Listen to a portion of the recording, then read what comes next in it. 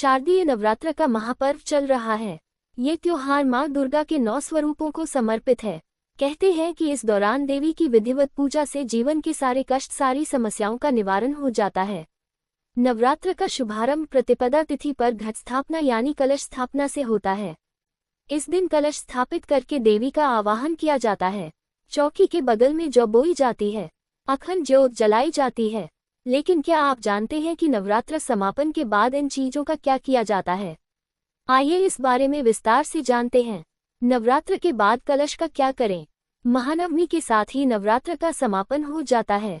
शास्त्रों के जानकार कहते हैं कि यदि आपने घर में मिट्टी का कलश स्थापित किया है तो उसे नदी या तालाब में विसर्जित कर देना चाहिए।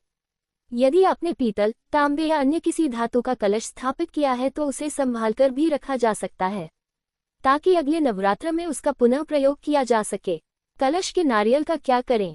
नवरात्र की महानवमी पर कलश पर रखे नारियल को फोड़कर प्रसाद के रूप में बांट दिया जाता है।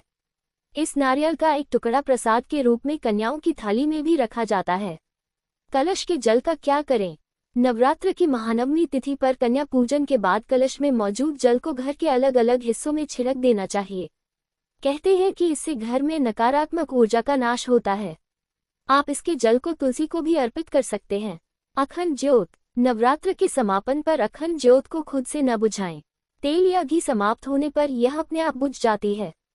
इसके बाद आप इसकी बाती को मिट्टी के कलश और अन्य पूजन सामग्री के साथ नदी में विसर्जित कर सकते हैं, जबकि दिए को मंदिर में नई बाती लगाकर प्रज्वलित कर सकते हैं।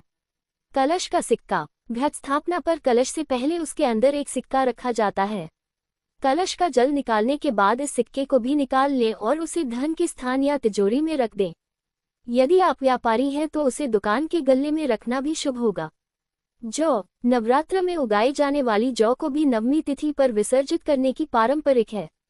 नवरात्र के बाद इन्हें यूं ही कहीं भी नहीं फेंक देना चाहिए, बल्कि किसी पवित्र नदी या तालाब में विसर्जित कर देना चाहिए। अगर आप ये छोटा सा उपाय श्रद्धा और विश्वास से करेंगे तो माता लक्ष्मी की कृपा से आपके घर में सुख, समृद्धि और धन संपत्ति हमेशा बनी रहेगी। वीडियो अच्छा लगा हो तो लाइक शेयर करें और माता रानी का आशीर्वाद पाने के लिए चैनल को सब्सक्राइब करें। Folded hands.